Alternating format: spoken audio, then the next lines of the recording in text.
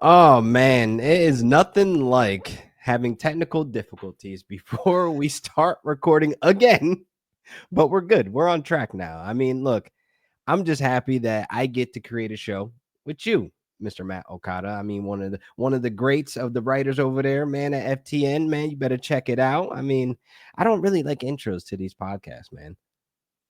Listen, they're not important. What's important is the good that we're about to deliver. Oh So yeah, it's gonna be fun, entertaining. We got stats. We are, I guess, technically fantasy nerds. I guess some of the true. people might call us, but we're degenerates. I know my wife probably hates that I'm spending so much time doing this, diving into the numbers. Spending most of my time on the stats hub that we got over there at ftn.com. I mean, look, what's going on, Okada, man? The dynasty leagues, man, the rookie drafts, they're wrapping up. I mean, honestly, like I have a couple that I wrapped up, and I'm just looking at my roster, like who's staying, who is going. I mean, I know you have a really rock star article out there right now on buys and sells, so I'm really curious of some players that a lot of people might have on their rosters. And first up on deck, it's Mike Evans, man. What are we doing with Mike Evans? Yeah, Mike Evans is a little bit of a tough one. So I had him in the column a couple weeks ago as a sell, and I got a good amount of pushback on it because the people in the comments were saying, well, if you're contending for a championship, why don't you just hold on to Mike Evans and go win the championship? Because he's always good every single year. And then if you're rebuilding, I mean, you could sell Mike Evans, but why not just wait until the middle of the season when you could sell him to someone who's more desperate and get more from it? Blah, Yeah. blah, blah. Here's the thing. The only way any of that works with Mike Evans is if he stays as good going into the early part of this season and the middle part of this season or gets better. If he loses value, then you lose out by not selling him now. And the unfortunate thing is, as much as I love Mike Evans, as much of a legend as he is for Tampa Bay and Hall of probably Fame. a Hall of Famer, Oh, yeah. I think the cliff is coming, and I think he's going to lose value through the beginning part of this season. He turns 32 years old before the season starts. I don't know how we got here this fast, but we're Yeah. here. Yeah, like He is I'm coming. older than Mike Evans, bro. I Like am by saying 1 year. Like it feels we're weird. What are we we're doing? almost at the point. We're almost at the point where we're older than everyone. So Yes. that's when it gets real bad. There's like a couple people still, uh, but he's also coming off of a very unproductive by his standards season. He barely hit 1,000 yards, 1,004, and that's because they tried really hard to get him Force there. fed him. They forced it for sure. And if you want to know how inefficient he was, you just look at his yards per reception down at 13.6. That was a career low. So Yikes. I think he's already begun to lose that step. He also missed 3 games last year. That's the first time it's happened for him in 5 years. And we sometimes forget these little stretches in fantasy, but it's important to look back and remember why or when someone was good. He was 52% better, scored 52% more fantasy points per game when Chris Godwin missed time last year than when Godwin was in the lineup. Now, this year, we got Godwin coming back and re-signed. Plus, they drafted Emeka Ibuka in the first round, who is a very, very talented wide receiver who is going to draw targets as early as his rookie year. I think, A, Mike Evans is about to reach the cliff where he's just not even useful in fantasy anymore. But B, even if he's good this year, good to some degree, I don't think it's going to be that fringe wide receiver 2, wide receiver 1 range that he often falls in. I think it's going to be down towards wide receiver 3 flex range. And I think you have to sell him now to capitalize on the legend that he's been for 10 years Yeah. before that happens and before he loses his value. I totally agree. And then you just see some of the moves that the Bucks are making. They're gearing up for that post Mike Evans era. And that's what Jalen McMillan showing up how he did in the fantasy playoffs for folks. That's them drafting Emeka Ibuka, signing and locking up Chris Godwin for at least 2 years of that 3-year contract because they do have an out. But Chris Godwin is amazing when he's good. Chris Godwin's also a guy that can play in the slot and also out wide. He's very versatile. Same with Jalen McMillan. When you look at this offense, man, and they want to get younger because Mike Evans, it's about my age, which is, I guess, old, which feels very, very yucky to say out loud. But It's more rough. so looking at Mike Evans, this is the now. This is the sell and get out of there before you're left with the bag. And nobody wants to get left with the bag full of poop. That's basically what it Nope. is. You are Yep. going to be sitting there with the egg on your face if you miss out on this window selling Mike Evans. Because again, we love Mike Evans. We love all the fantasy championships he's given us in the past. That's great. But this is the now where you're seeing an organization building around youth right now. Baker Mayfield, look, he played amazing last year. Even if he takes a slight step back, Baker Mayfield is still that quarterback that puts everything out on the line. Still that quarterback that was blocking all his for Bucky Irvin downfield. I know we all saw that clip. He's putting his body on the line here. So you have a quarterback that has that high IQ, that learned from Liam Cohen, Sean McVay, the greats. I ain't gonna go back to Cleveland. We already know what that is about. But more so looking at how this offense is starting to posture themselves for the future, you have to move on from Mike Evans, man. You have to. You have to pull that Band-Aid, hit up one of your league mates that are a little bit desperate right now, and their wide receiver one is probably Zay Flowers and Rashad Bateman on the Sam Dean team because they're trying to build that hole that they dug themselves going after a Ravens wide receiver, but that's a whole nother subject we'll get to, Okada. But anyway, I just feel as though, man, this is the now. And I'm moving on to another player. And I'm going to go to New Jersey. And of course, we're talking about the Jets. I know they play in New Jersey, but I know it's a New York team, whatever, who cares? Garrett Wilson, man. I was going to pull that trigger last year to get rid of him, but some told me, you know what? Hold up. Just hold on. I have too many leagues where I have Garrett Wilson, but I need to know, are we going to buy or sell or even hold? Where are we at with this guy, man? Please. So I've been a little back and forth on Garrett Wilson. I wanted to put him in the column early in the offseason, and I held off because I wasn't convinced on my own thoughts on Garrett Wilson. And then I did some scouting on Matthew Golden for this draft process. And they're not the same player by any means, but there are some similarities, and one of them is their size. And so some of the research I did on Golden got me thinking about Wilson.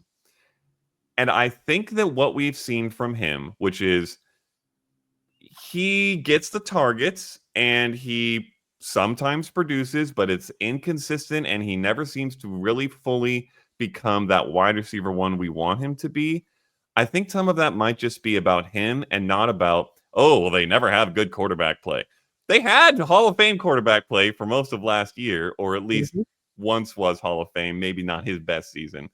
But quarterback who could throw the rock, they don't have that this year.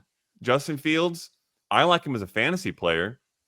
I think he can improve as a passer, but he's not a 4,000-yard passer. He's not a 40 touchdown guy. This is not a massive improvement arm talent wise for Garrett Wilson. So it falls back to Garrett Wilson. Can he himself step up and be that guy? I just don't know that he can. So I did some research on his size because that's kind of the catching point for me. And a lot of people, I think, are quick to overlook size for talent. That's not always the right move to make. So Garrett Wilson is one of 4 wide receivers in the last 30 years to be drafted with a top 10 pick, despite being under 185 pounds. The other guys that happened for are Tavon Austin and Ted Ginn Jr., who are gadget player returners. Nothing else. They were never wide receiver ones. They were never really meant to be true wide receiver ones. Put some respect on Tavon. He has the best college highlight tape out there, man. And you know what? Garrett Wilson has some great college highlights. And you know what? It's useful for certain things. They're good at certain things that they do. But they weren't meant to be true wide receiver ones. And then the fourth guy is Devontae Smith. He has some of the greatest college production we've ever seen. He's a Heisman-level wide receiver. He has had some good years in the NFL, but even he is not a true number one. He's kind of settled into that, very solid Philly and fantasy wide receiver 2 range. And we're all okay with that, and we accept that. But on Garrett Wilson, we're not willing to, for some reason, go that route yet. We're still holding out to, he's a fringe wide receiver 1. He's a true number 1. And it's probably because he's still the number 1 in New York or New Jersey, depending on how you want to frame it, in fairness. They're going to come I just don't know that it's ever going to happen for him because I don't know that he has it in him to be that true number 1. And I don't know that the quarterback play is in a position where it's going to solve that whatever has happened for him in the last few years. And just statistically for him, 469 targets in his first 3 seasons. That's the second most ever by any player behind just Justin Jefferson. But if you look at the 46 players to hit 300 plus targets in their first 3 years, Garrett Wilson averaged 6.9 yards per target. Out of those 46 players to hit that threshold, that ranks 42nd. That's 5th worst if you're doing the math. That is not good. And his touchdowns also not good. 14 touchdowns over the last 3 years. That's 70th in the NFL over that span. I don't think that he has it in him to be a true number one consistently, but that's still his price in Dynasty. And I think we're stuck on it because he's the target hog in New York, New Jersey. I think it's time that we just say he is in that, somewhere between Devontae Smith and maybe down closer to like the Zay Flowers, Jordan Addison, Chris Olave range. Oh, wow. In what he's actually going to produce. But we're all paying a wide receiver one price for him, and it doesn't make sense. So I think have someone else pay that price, sell him now, get that awesome return, and don't regret it later. And this goes back to being left with the bag of poop. You don't want to miss out on this window where people start to look up. Nobody wants the bag of poop. Like nobody. I don't care if you put glitter on it, which in this case would be Garrett Wilson. So true.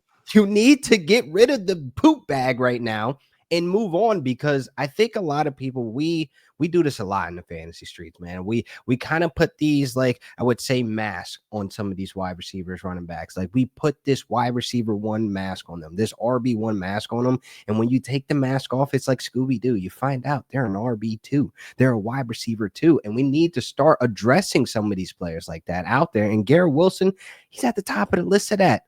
It's crazy because I could sell Garrett Wilson today and get a great return on some youth. Even some of the wide receivers that came out of this last group, I mean, Jaden Higgins, he's going to be lighting it up in Houston. So I guarantee that price is not going to be yesterday's price next year for him.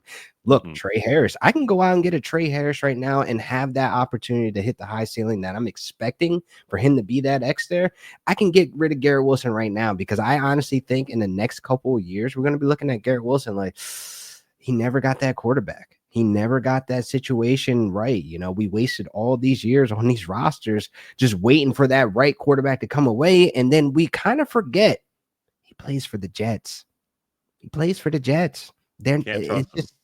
can't trust anything from that. So at the end of the day, I really do feel like, there's a lot of guys out there that you don't want to get left with the bag of poop. But then there's the guys that you are just simply confused about.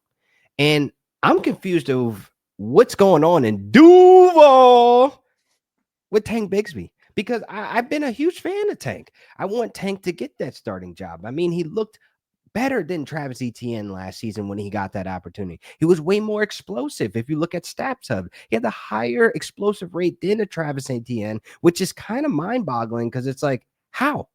And we're in this spot now where they draft Tootin, and now we have to sit here and wonder, do we buy? Do we sell Tank Bigsby? Yeah, it's probably the most confusing, certainly one of the most confusing running back rooms, maybe positional rooms in fantasy right now. And this is another one like Garrett Wilson, where I gave it some thought and I wasn't sure what I wanted to do with any of them, so I was kind of just holding. And then I kind of remembered this concept that we've known or talked about off and on for a while, and that sometimes we forget it. And it's basically this: if you've got a confusing, murky, weird running back room you don't know what to do with, nobody can really perfectly predict what's going to happen. Maybe not even the coaches on that staff know what's going to happen yet, which I think is probably the case. If that's what you're looking at, just take the cheapest guy. Just go out and get the cheapest guy. Because it means you're taking the least risk and paying the least price for what is basically an equal chance at success. So if you look at price right now, keep trade cut, that's like consensus value basically. Bashal Tootin, the rookie, is RB33. Travis Etienne is RB36. Tank Bigsby is RB40. I don't understand that order. And then it gets worse if you look at ADP. So there's like Dynasty League Football, DLF ADP, one of the better places to look for ADP for startup drafts. Travis Etienne is RB25. Tootin is RB33. Bigsby is RB 58.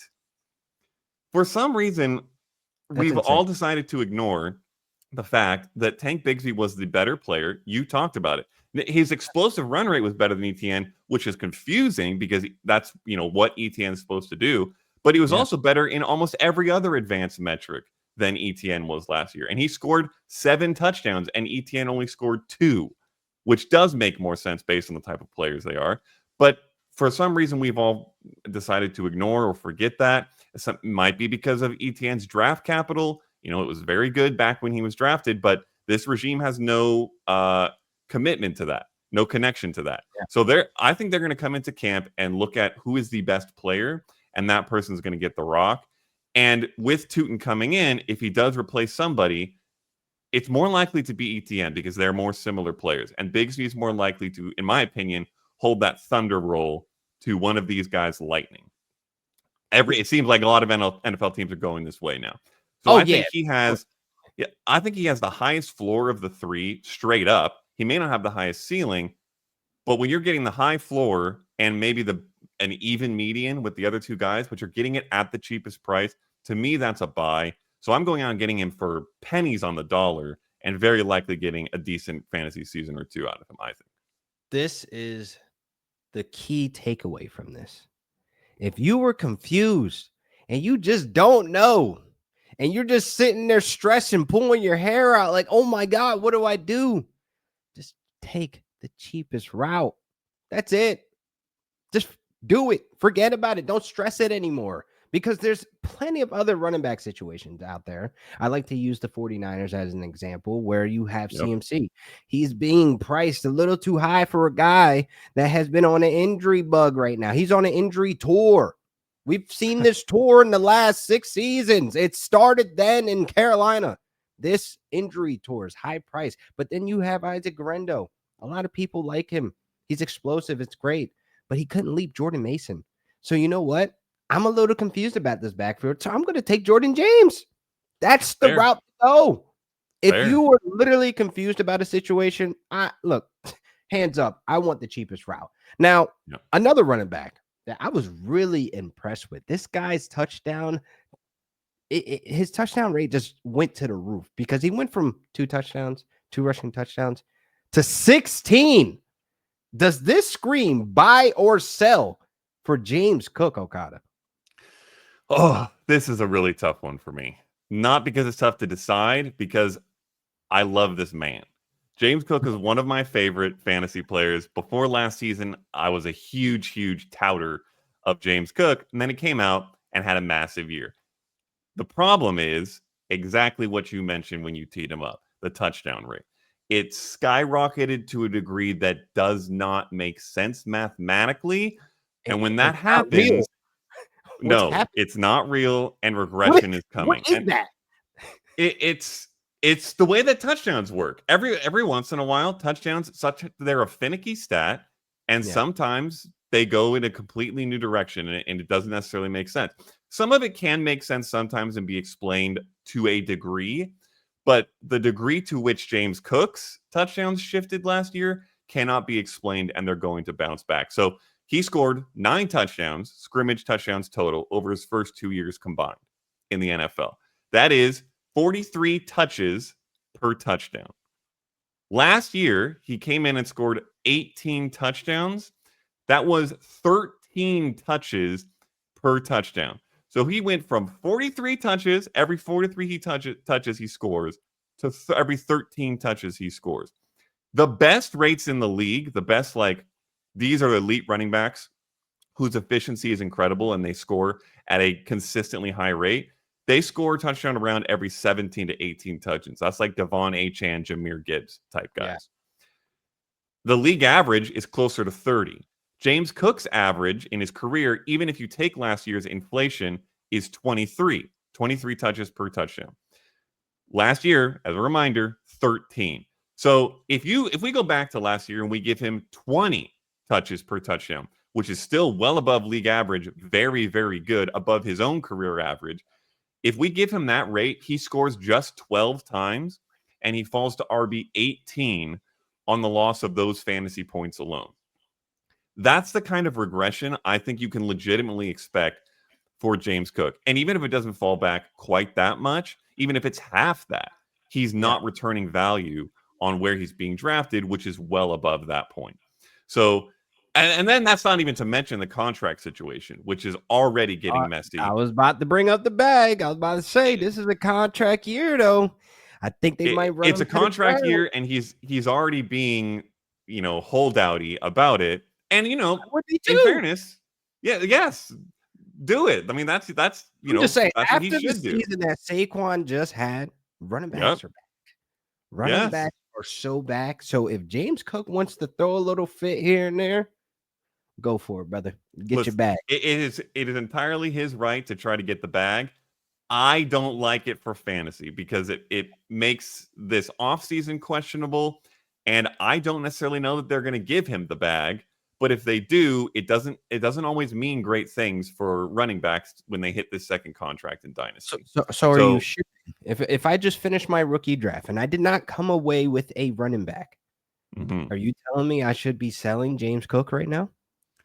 I'm selling James Cook right now. Don't sell him for nothing.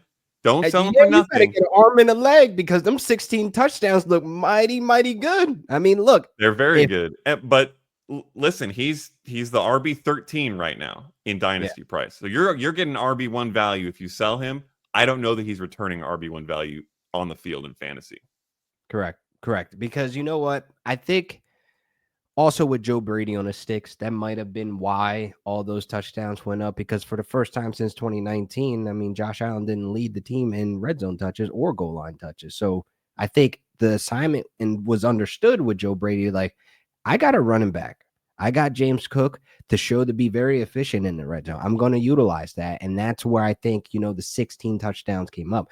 I'm not going to say he's going to mirror that. I think it comes down to a single digit. I mean, I don't really have him over the 8-9 touchdowns mark because I think they want to get Ray Davis more involved as well, who was very good in the red zone as well and very good as a pass catcher. You have Ty Johnson there, and you have no other really team other than, really like San Francisco or the Miami Dolphins or the Bills that throw to their running backs catching receptions for touchdowns in the last 3 seasons. So it's one of those situations where, like, okay, let's get out on James Cook, and I want a arm and a leg right now to help my, I guess, rookie draft that I didn't come away. This is a real life situation that's happening that I just put on the table.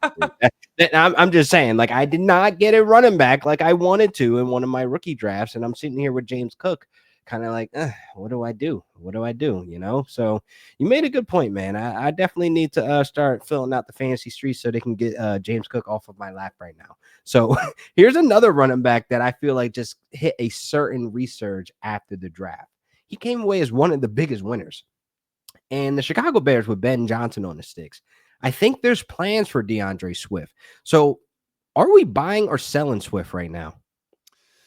This is another interesting one because a lot of people were selling Swift before the draft because we were all very convinced that the Bears were going to draft a running back. They technically did, but it was in the 7th round. I have literally zero concerns about that return was, though. The people that got, like, this is why I hate selling before the draft, because you don't know. You don't know what the GMs are going to do. So can we even hypothetically think what that return possibly looked like for DeAndre Swift? Like, why did you do that? Yeah, it was not good. You were like selling him on the hope or the expectation that something would happen, and that price was low because everybody else was expecting that. Are you also a guy that follows the money? Like, do you follow the money? Like, he's signed. Like, he's a guy that's their guy. Like, he's their running back one. He was their lead back last year. Like, Roshan Johnson, I understand, is there, but we have not seen that. We have not seen that displayed at a high level. We have not. I've seen more flashes from Khalil Herbert than I've seen for Roshan Johnson. And Khalil Herbert fumbled his way out of Cincinnati on his first touch. So here's the thing. If I'm sitting here with DeAndre Swift as a guy that is looking to sell him, what should the return be then? Don't sell him. That's what the return should be. Buy him. You're buying DeAndre Swift. That's where I am buying DeAndre Swift. Here's the thing. Crazy to say in 2025, man. Say it again. It is.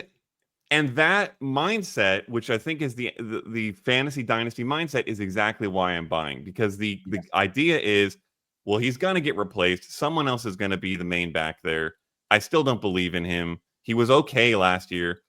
He was better than okay last year. He was the RB19 in PPR, and that was a really bad offensive line, a fledgling offense, terrible coaches, a rookie quarterback. That Jeez, offense be was honest, why dead don't you? last in yards. They were dead last in yards per play. They were tied with the Browns for dead last in red zone drives. They were awful. Everything is getting better in 2025. We all know Ben Johnson coming in. Everything is getting better for this offense. And they also added a bunch of pieces to make this offense better around Caleb Williams. The running backs benefit most from offensive improvement. And DeAndre Swift, for now, is the guy in that backfield. And maybe it's only for a year. It could only be for a year. I think it's probably 2, but it could only be for a year. But the price that he's going for right now, RB28 on Keep Trade Cut, RB31 in ADP, to buy a running back at that price and get what I think is going to be a fringe RB1 year in 2025 is value worth grabbing. And yes, they could bring in a Nick Chubb or J.K. Dobbins, maybe. I honestly don't think so. But even if they do, even if they do, that harkens back to what DeAndre Swift was with Ben Johnson in Detroit. And that was a very good fantasy running back, despite there being a thumper who was scoring touchdowns. And I don't think either of those guys would be as successful a thumper as DeAndre Swift was playing with back in Detroit. So I think he'd still be the lead back. That's insane that folks were selling him before the draft, because we knew before the draft that Ben Johnson was on the sticks. We knew that. We already knew that was information, public information that was out there. So with him on the sticks, and then looking back to 2022, where he had that thumper in Jamal Williams and he led the league in rushing touchdowns, you look back, Swift had 70 targets out of the backfield. 70. And it's like, you don't think that's going to translate over to Chicago? Because we're looking at a Sonic and Knuckles that may look a little different, because you mentioned JK or Chubb. I do think a thumper is coming, or if they artificially make one in-house or what they already have. I do feel like that Swift remains the benefactor here. So I'm a holder here. I'm buying if I can, because of what his name in the mud that everybody put his name through in the fantasy streets right now, which is fine. It's cool. Keep talking that talk, because us folks here, we're gonna get on the dip. I'm fine with it. I'm fine with it too. Now I gotta ask you now. I'm a Rams fan, my guy. Like this is a touchy, sensitive subject, because it takes me back to the snow and that dirty, dirty bird stadium in Philadelphia with Kyron Williams fumbling the ball. So as a dynasty shareholder, are we buying or are we selling? Ooh. Okay. I'm gonna give you my thoughts, and I'm gonna hope that you don't.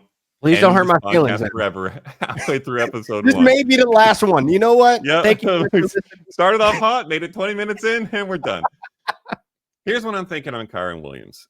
I think he'll be good this year. I think there are some people who think, oh my goodness, Jarquez Hunter is going to come in and take the job right away. I don't think he's going to take the job right away. I'm not convinced he doesn't take the job at some point, and it might just be because Kyron Williams isn't here in LA next year, because he's coming up on a contract situation. Bought a house in Florida.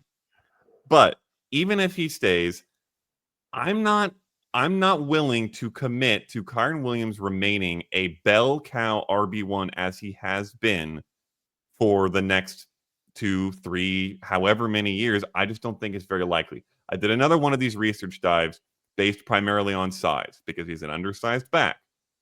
So here's some more data for you. We love data. We're both nerds. We come from research backgrounds. Last 2 decades, last 20 years, 9 running backs under 205 pounds have logged multiple seasons with 250 plus touches. Kyron Williams is one of them. He did it these last 2 years. But just 11% of his touches came on receptions. That's the second lowest rate among all those 9 running backs, behind only Warwick Dunn, if you remember that name. Jeez, NFL Street just came and popped in my head. Yeah. Let's go. But what that means is that Kyron Williams is slogging through traffic and hits more than most of these other undersized guys. On top of that, yes, 6 of those other 8 backs these undersized backs with these high touch seasons recorded a third such season. So they hit 250 plus touches a third time. Warwick Dunn did it. Brian Westbrook did it. Reggie Bush, Jamal Charles, Aaron Jones, Chris Johnson. First of all, those are all really great names. I'm about to You'll say also that's a heavy list right there. No, it's a very good list. You'll also notice something about them, though. I'll read you the names again. Brian Westbrook, Reggie Bush, Jamal Charles, Aaron Jones, Chris Johnson. They're explosive. Speed. They're Are all explosive. explosive, speedy backs. You know who's not an explosive, speedy back? Mr. Kyron Williams. Sorry, Kyron. It's not your specialty. You're really good at some stuff. Speed is not one of them. And that's Of those running backs, those 6 guys who had a third season, only one of them recorded a 4th season. That was Chris Johnson. So yes, Kyron could do it one more year. He could do it this year. I think he probably will. After that, I do not trust that he will maintain this kind of workload and this kind of production because he's just not, I don't think, built for it. And I think that Sean McVay is very good for running backs. He's always been very good for running backs, especially in the red zone. If Kyron goes somewhere else after this contract year, that's going to hurt him a ton. The injury bug has hit him a couple times. He missed 12 games over the first 2 seasons. I think they have drafted mid-round running backs to try to get that depth behind him for that reason. So to me, I think he will be good again, but I think there are a lot of question marks about his long-term future to where if you sell him now, you're selling him on the he's still an RB1 value, and he'll probably earn that value one more time. But if you wait until next year and then he's out of LA and into a worse situation, and then he starts, losing production, then that value you could get is going to drop big time. So I think you sell him now for a massive return. You watch him go have his good season. You feel a little bad about it, but then after that, you are happy that what you got back for him is what you got because he begins to fall off a little bit in Dynasty. I'm starting to put the pieces together because after I went to the Rams reveal last night, it was great to see, some folks out there, McVay, Stafford, even Kyron popped up. He mentions in the offseason he bought a house in Florida. I'm like, oh that's cool. Interesting. That's different. That's interesting. You're on a contract year. I go looking at, free agents for 2026. I see Travis Etienne there. Let's just say he stays put. What's stopping Liam Cohen reuniting with Kyron Williams? What's stopping Kyron Williams going to the Jaguars that needs a 1-2 punch with Rashad Tootin, who's explosive? So you said that Kyron's good at certain areas on the field. I think he's great in between the tackles. Sometimes he wins outside the tackles, but he is not explosive. He does not have that home run hitter. Nope. We now have that. I say we as a Rams fan, you know me, Okada. It is what it is. I'm going to say we, and it's not we anymore.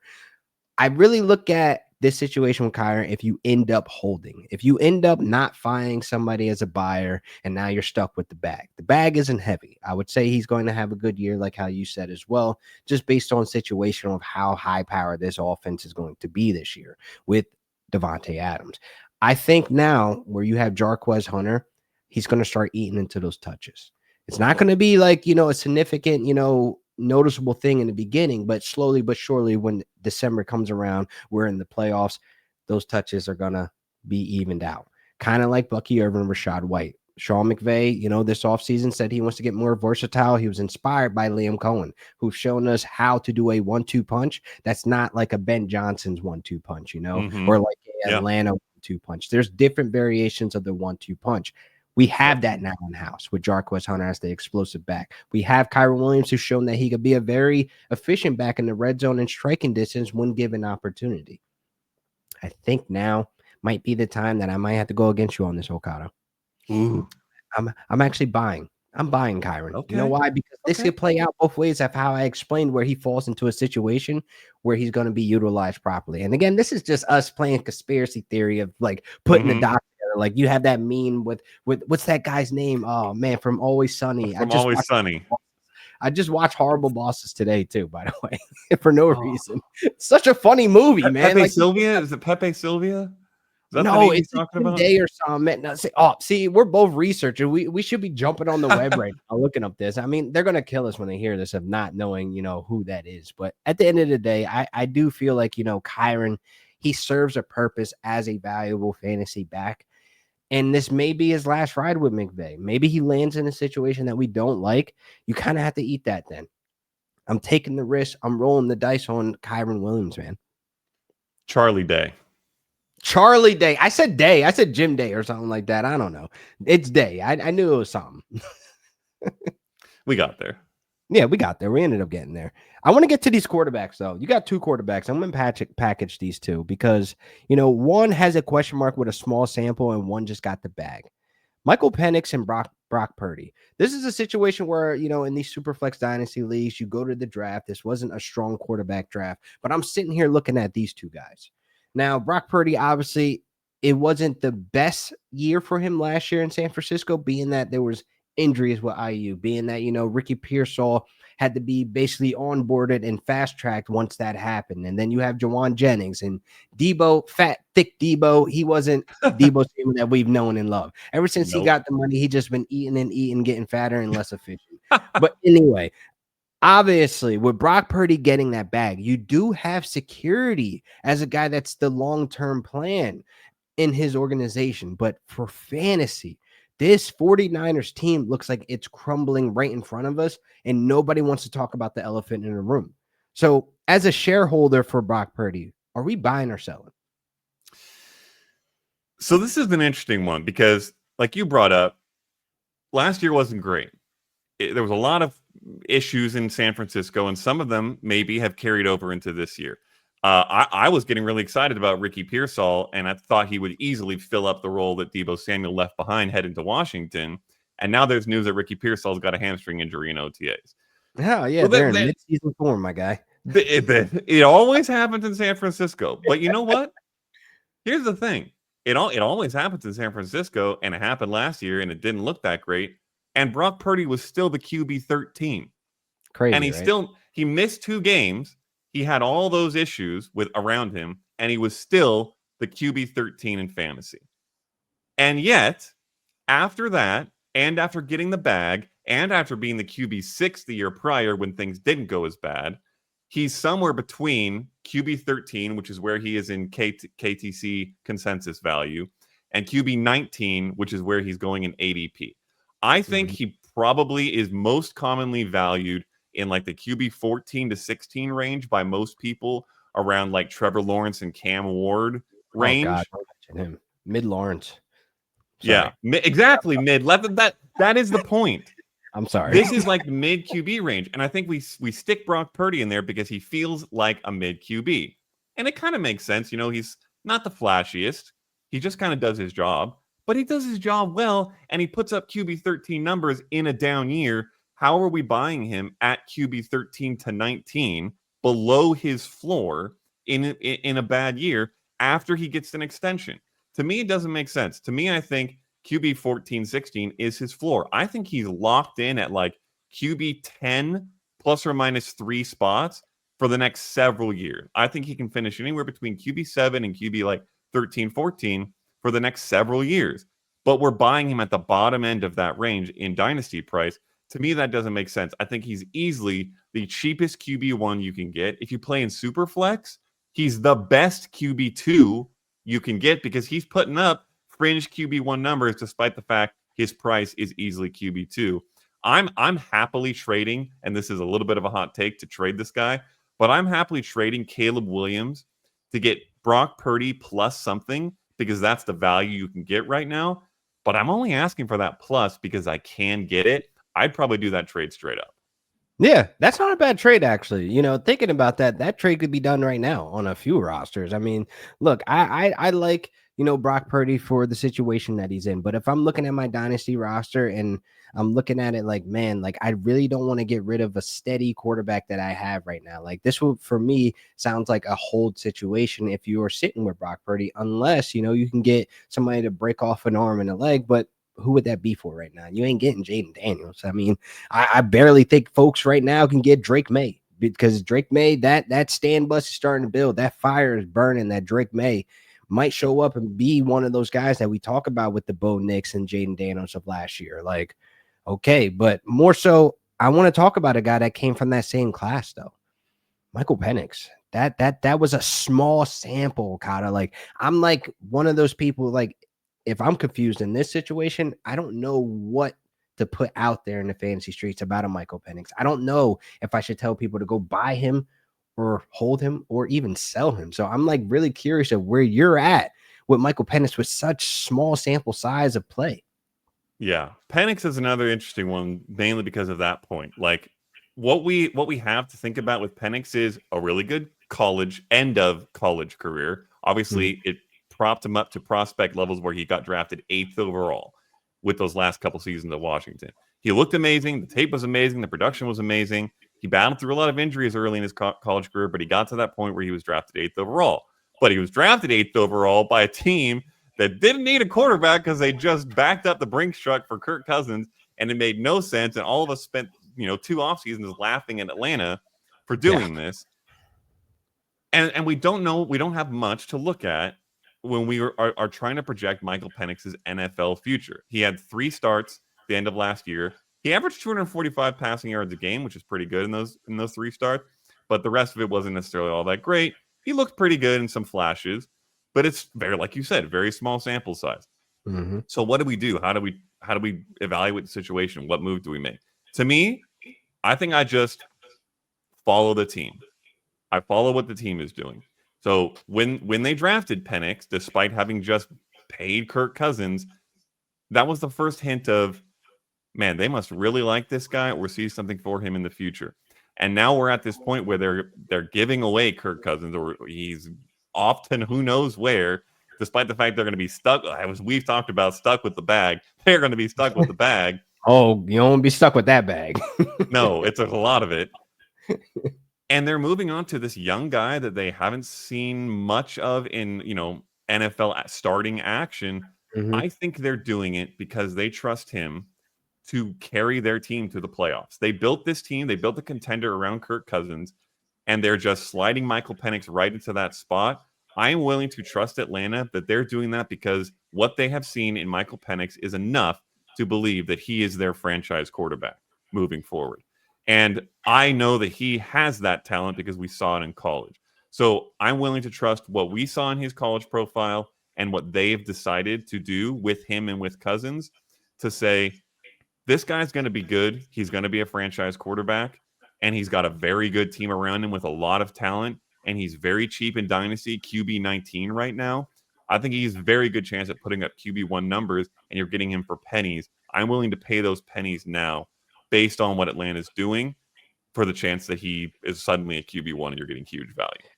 So as a shareholder, let's just say I'm a little hesitant just based on some of what Atlanta, decision making has been. Like, to me, what they did to Kurt was kind of shady, but it's like it had to happen. It's kind of like, let's see what this plan looks like, because Kurt is still on board. He's still the backup, just in case you have that sophomore slump, I guess. But again, small sample, can't really count at that. Let's say he struggles this year. Like, are we expecting that, or is these one of the things where it's like we're expecting Penix to play to the level to translate from college to be a QB1, like how you mentioned?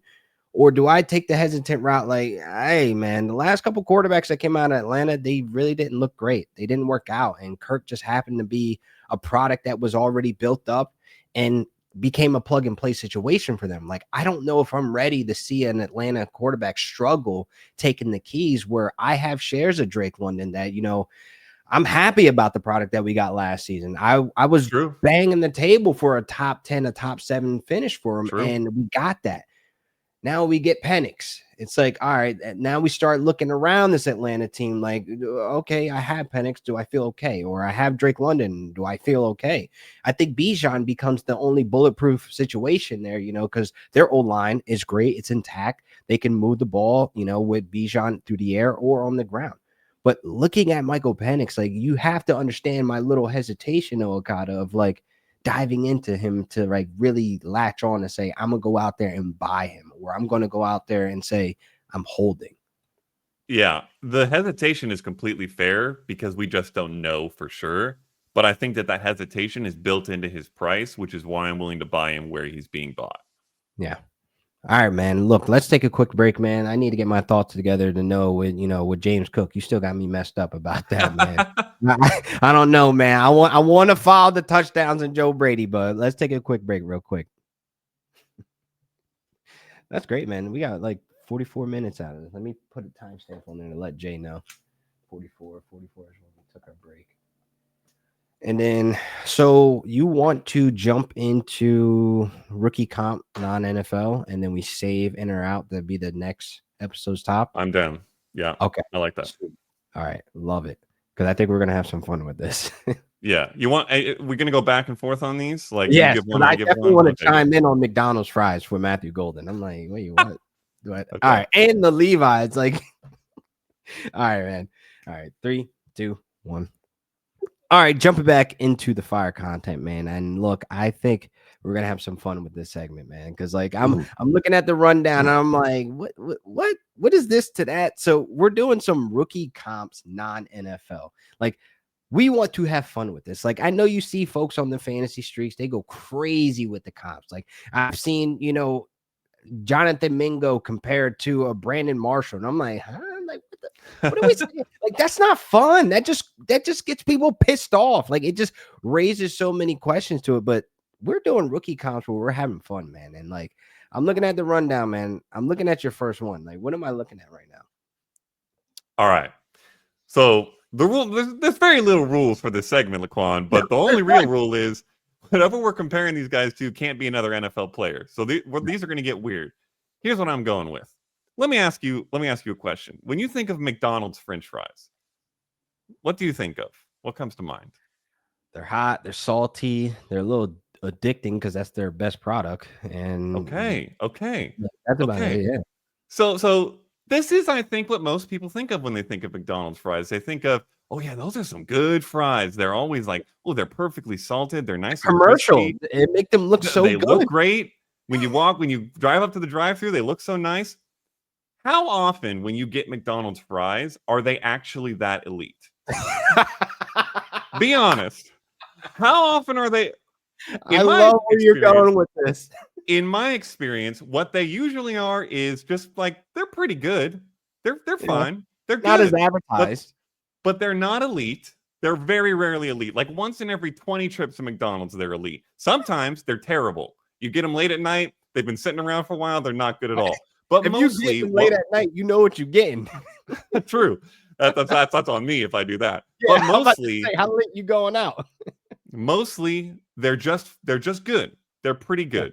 Yeah. To me, Matthew Golden is McDonald's fries, and it works double great because it's golden and the golden arches. I see what you did. The golden arch. It all works out.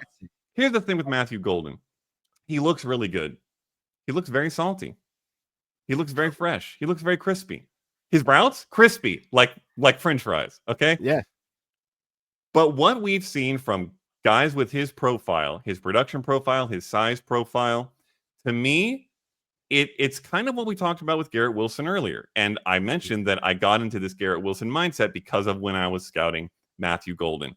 I think that he is destined to be that Zay Flowers, Jordan Addison tier of dynasty wide receiver, where they're good. They're solid wide receiver twos. They put up, 8 touchdown seasons sometimes. They get 70, 80 catches sometimes, but they're not wide receiver ones. They're not first round. I mean, they're near first round talent type wide receivers, but not elite wide receiver ones. I think that's what we're going to get out of Matthew Golden. I think we're all excited for the super crispy, super salty wide receiver one who's got really good tape. But when you really dig into the production and the size, you end up getting just okay. You don't hate it, but it's not worth what you were expecting. McDonald's fries. That comp is crazy. Like it's more so of like it's nail on the head because man, like he is not a wide receiver one, and I don't think folks are really looking at it like that. This goes back to that mask that we put on these folks. We put that wide receiver mask on. That wide receiver one mask on, and then under it, Scooby-Doo, it's a wide receiver 2-3. He's a flex at most in my book, Okada. Like, I'm not going out there investing in Packers wide receivers because they've let us know there is no wide receiver one. You have Jaden Reed doing little temp checks like, hey, I'm still the guy, right? I'm still number one, right? No, brother. You are part of the pack. You are part of one of the McDonald's fries out there. You're just another fry in the box. That's it. That's it. And we talked earlier, when you've got these confusing situations where you're not sure who's number one, you want the cheapest guy. Golden is the most expensive guy now. So I do not want that.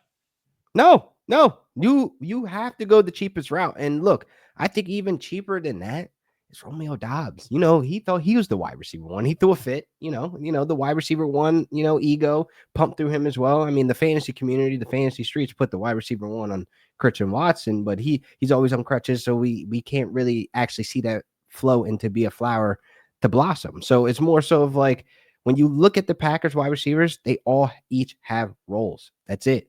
Don't put the wide receiver one expectations on them because you're not going to get that return at all. McDonald's fries, man. After 10:30, McDonald's fries, what are you expecting, bro? Like they're going to be soggy. They're going to taste like cardboard. Like you're not even going to know if you're eating a fry box or an actual fry. Like that's just what you're going to get. So I nail on the head, man. Then I want to get to a guy.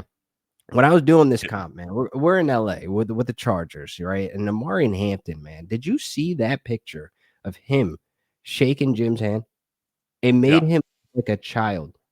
And I'm not talking about Hampton. He made Harbaugh look like a child in that handshake. And this is a massive human. Like my easy comp was going to go the Hawk. But then I'm thinking like, no, we need to be more realistic about this. Like this man is a living, breathing specimen out there. Amari Hampton is freaking Brock Lesnar. And I say that because when we look at his tape and what his ability to do, he's moving like he ain't moving 240 pounds on him.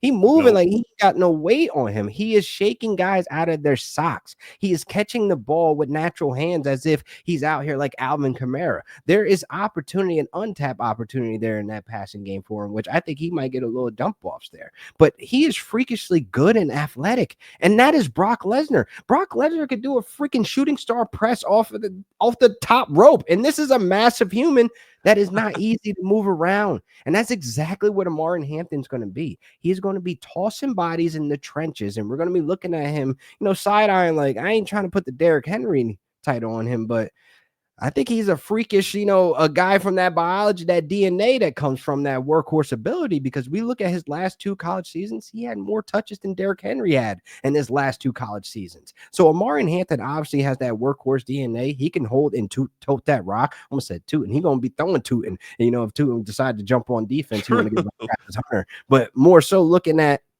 Amari Hampton as the Brock Lesnar in the NFL, I can see it. We might be championing him as an RB1 for years to come if Harbaugh wants to run that rock. So I'm buying in on all the Hampton hype. Like quietly, I'm just like, yeah, y'all go ahead with Ashton Genty. Y'all go ahead. Yeah. It's the Raiders. Y'all still remember it's the Raiders, right? Do we expect? They haven't been great in 32 years. I'm 33 years old.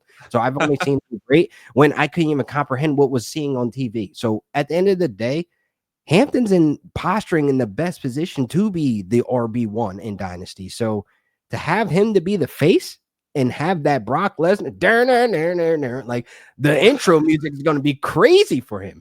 And like, okay, so here's what I got to know. Coming in, they signed Najee Harris. Najee Harris is holding the belt. How easily does Hampton take the belt? How quickly does he take the belt? Najee Harris is Paul Heyman. We didn't get that. He's going to be the TikToker, the spokesman. He's going to be out in the crowd all happy and stuff, but he's going to be cutting promos and stuff. He's still in house, but we already know. We looking at Hampton like this guy's a beast. He might not have the mic work yet, but he going to be the face back there in that backfield very soon. Okay. I'm just in. Saying. You're in. It's the comp, baby. Like what you got next on your comp? I'm really curious. All right, I'm going to go to another running back. Okay. This is a running back I'm not as excited about as some of the other guys. I'm not either, by the way. I mean, I put a highlight tape to go to sleep. Yeah, listen. He's not as exciting. He's not as exciting as Hampton. He's not as exciting as Travion Henderson. He's obviously not as exciting as Genty. But it's Caleb Johnson, and what he is going to do is get the job done, and we're not even going to notice that the guy he's replacing is gone. So my comp for Caleb Johnson is Don Cheadle as James Rhodes in the Marvel franchise. Who remembers? Raise your hand if you remember that in the first Iron Man movie, Terrence Howard was James Rhodes. Nobody remembers. Nobody remembers this. He did nothing. He was like, he wore his military uniform. He never got in the suit. He did nothing. And then come Iron Man 2, Don Cheadle slipped right in. He got to wear the suit. We were all super excited about it. And for 10 minutes, we were like, wait a minute, that's not Terrence. Oh, I don't care. Oh, This whatever. guy's great. This It's like guy's an Aunt great. Viv and Fresh Prince. It's just the exchange. We're not supposed to acknowledge it. Like, We're okay, supposed whatever. to, we're supposed to pretend like it's not happening. But with Happening. Don Cheadle, it was easy. It was easy to pretend like it wasn't happening because he did the job just as well as Terrence Howard, if not better. Caleb Johnson is going to replace Najee Harris so perfectly, so quickly that none of us notice a difference. It's going to be 10 minutes of, wait, isn't that supposed to be Najee? Oh, I don't care. Whatever. He's doing Don't the worry exact about same thing. He's carrying the same workload that Najee Harris used to carry. He's running the same way Najee Harris used to run. And he's putting up very solid RB2 seasons every single year, just like Najee Harris. Was Najee Harris flashy? No. Was Najee Harris an elite RB1 year over year? No. But was he a reliable RB2 that did the job in fantasy year over year because he got the touches? Yes, he absolutely was. And can Caleb Johnson come in and replace the Terrence Howard of Najee Harris without a blink? Yes, he absolutely can. Come this time next year, no one's going to remember that Najee Harris was originally supposed to play James Rhodes in this Pittsburgh Steelers offense because Caleb Johnson's going to be doing much better. Don Cheadle. That is freaking hilarious. And look, Don's likable, so we didn't really like have much pushback on it either. Exactly. So, Caleb Johnson is likable. I know what a lot of people are looking at, his size, his frame, and him have that vision to be able to go and bounce outside. Like, it's great. It's there. All right. He's a likable guy, but we're gonna get the same. He's still playing the same role, you know? Like, and same thing. that is such a good comp, man. Next time, baby. Jesus Christ. That is such a good comp right there. Now, to my next comp.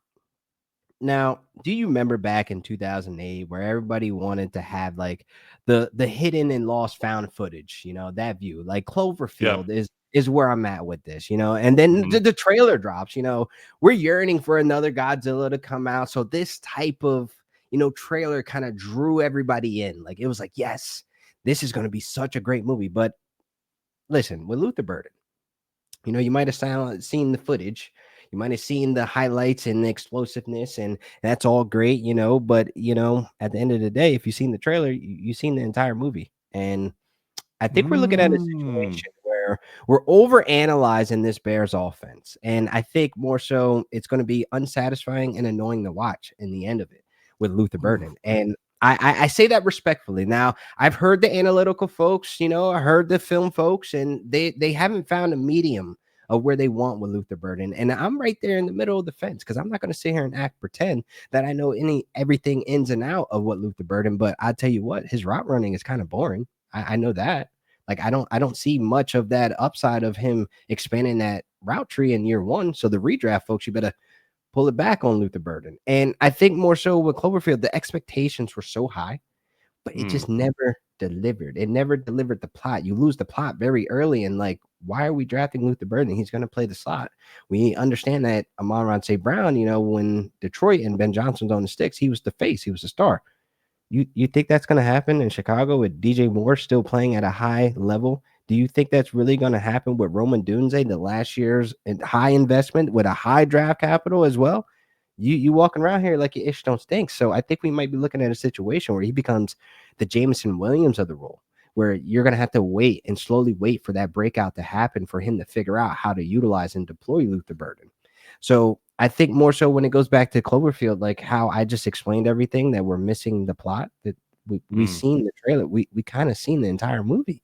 That's it. Hey, okay.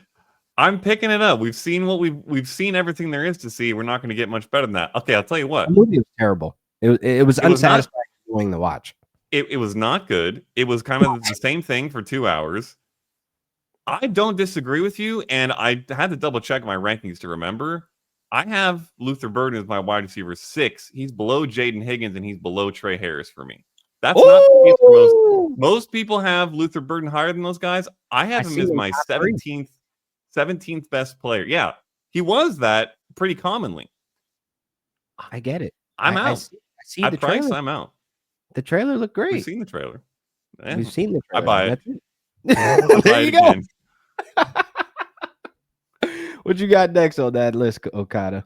All right. I've got something else for you to buy. Okay. I'm selling you some new pants. All right. You need some new pants. I This do. quarterback Okay. class gives you a few options. You can get the designer pants that cost like $500. They look really good, but they're Yeah. going to put a hole in your wallet. That's Cam Ward. They're probably going to look pretty nice, but they're going to cost a lot. You've Yeah. got those TikTok trending pants that all the influencers get excited about, but they're actually not a good product. There's a reason they're on a super sale because they're sucky products. That's Shadur Sanders. Oh You don't my! want to I buy knew those. you were gonna say Those that. those those aren't lasting you anywhere. The influencers might be excited about them, but those aren't Temu going to last. pants. The The Temu value pants. is not there. You know where the value is?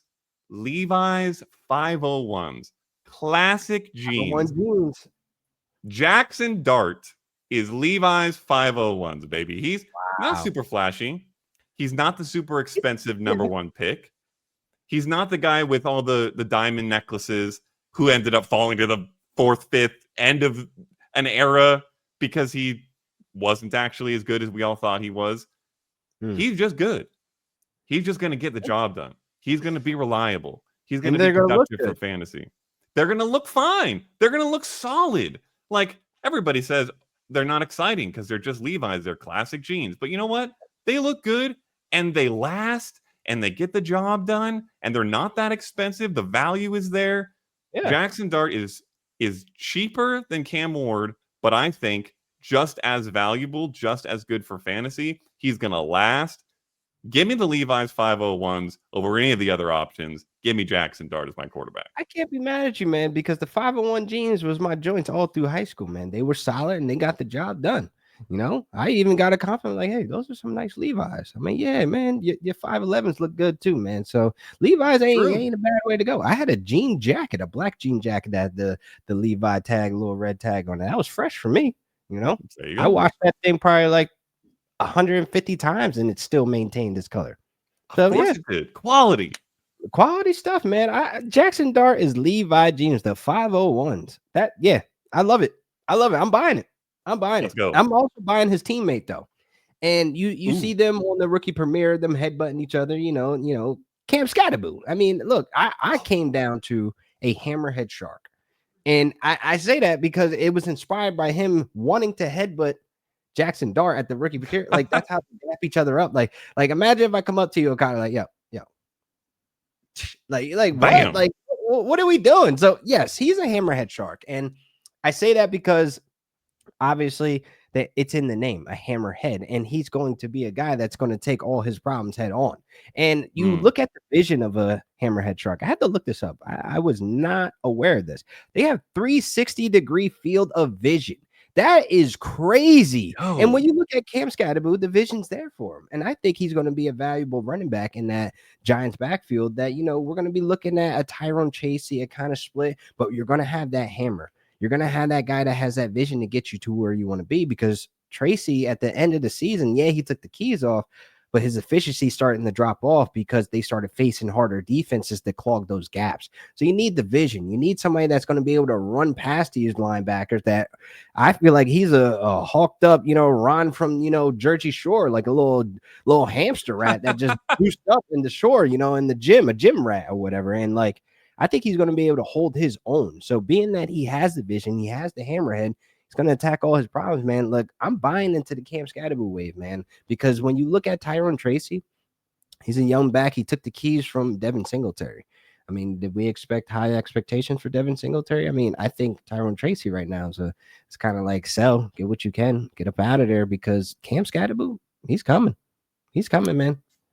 I could not agree more on this one. This one you didn't even have to sell me on. As soon as I heard hammerhead shark, I was sold.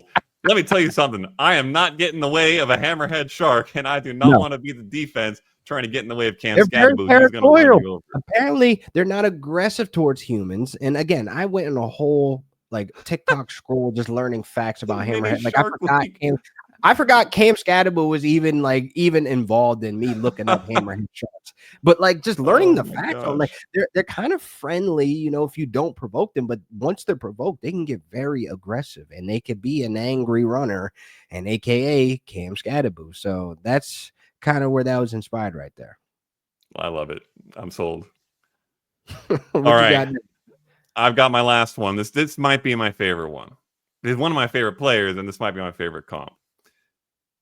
Have you ever heard the phrase "happy wife, happy life," Laquan? Of course. Yes. Okay. Me as a So married man. Yes. exactly. You want to do what your significant other loves to do to make them Yeah. happy. Of Every course. once in a while, you realize you actually also really enjoy what they enjoy. RJ Harvey is Yes. goated rom-coms. All right, hear me out on this. So, the rom-com genre, we didn't grow up super excited by necessarily. Every No. once in a while, one might come up, we might watch, but the trailer comes out, we don't get excited. But every once in a while, one comes out that's really, really good, and we don't know about it. And then our significant other says, "Hey, let's watch this rom-com," and Yeah. you're like, "Okay, I don't know about all that. They Can have we a just bad watch Saving streak. Private Ryan?" But then we say, you know what? Because you love it and because I love you, I'm gonna give it a shot. And then you There you watch it, and it's Hitch or Crazy Stupid Love. go. Oh, There are Crazy some. Stupid Love is Oh, goated, my boy. That is there, top there. tier. That's where you start the list at. Those movies are some of my favorite movies. Period. Forget the genre. Yeah. We didn't know about them until our significant other said, "I love this thing. Give it a shot." Sean Payton is our significant other here. Yes. RJ Harvey was, I don't know, a day 3 guy. We weren't super excited about him. No one was getting a ton of hype about RJ Harvey. And then Sean Payton said, "I love this guy. I'm going to go get him way above where anyone expected to get him in the draft." Yeah. And so we said, "All right, I'll give it a shot. I'll watch. I'll watch with you, Sean." And we started watching and we said, "Wait a minute. This RJ Harvey guy is pretty good. Wait a minute. I love RJ Harvey." We love RJ RJ Harvey. Harvey. RJ Harvey is Crazy Stupid Love. We didn't know we loved it until somebody else told us we should give it a shot. We said we'll give it a shot because they loved it. And now we realize it's goated. I am Listen, fully all the way in on RJ I'm in. Harvey. Forget the genre. Crazy Stupid Love, Hitch. These are number one all-time movies. Sign me up for RJ Harvey. You missed another one, man. Nick and Nora's Infinite Playlist, brother. That is in that category. Deep cuts. Oh, Deep yes, cuts. sir. Yes. Okay. We are in on the goated rom-coms because RJ Harvey is those feel-good movies, man. That's that, oh man, I feel good to watch this again. And then look, if my significant lover, she loves it, and then I end up loving it, that becomes a constant rotation of movies that make me feel good. And that's what's going to feel like on Sundays when we see this guy having 7 targets, 56 yards, 120 yards rushing, and 2 touchdowns, 1 in the air. God damn, RJ Harvey, baby. Let's go. We are taking it to the freaking moon with RJ Harvey, and I absolutely love that comp, man. That was a great one. Jesus. Yeah, man. Yeah, you can and close look, this out. I'm going to close out with a classic. And I remember growing up watching this movie, man. I'm like, yo, that is a big dog. Like, how would that even be able to live in my house? But when you watch the movie, it's like, man, this dad, shout out to the late, great Charles Grodin. Beethoven and Jaden Higgins is my comp.